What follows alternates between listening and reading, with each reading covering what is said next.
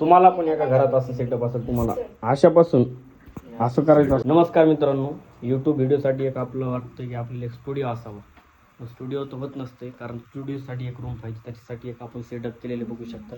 हे बघा, हे आपण सेटअप केलेलं. सेटअपसाठी तर आपण एक मॅट लावलेली, मॅट म्हणतो ते वॉलपेपर गाडीचं, आणि ते एक लाईटिंग लावलेली बघा. लाईटिंगवर एक कापूस लावलेला आहे. आणि बघा इथं आपण लॅपटॉप ठेवलेलं आहे बघा. अशा अँगलमध्ये तुम्ही व्हिडिओ शूट करू शकतात, असं पण करू शकतात. त्यासाठी बघा आपण इथं पाठीमागे बी लाईट लावलेलं आहे, एक लाईट लावलेलं आहे, खालच्या साईडला बी एक लाईट आहे. आणि असं सेटअप तुम्ही बघू शकता. असं सेटअप आहे. सेटअप आहे हे. मोबाईल ठेवण्यासाठी स्टँड आहे.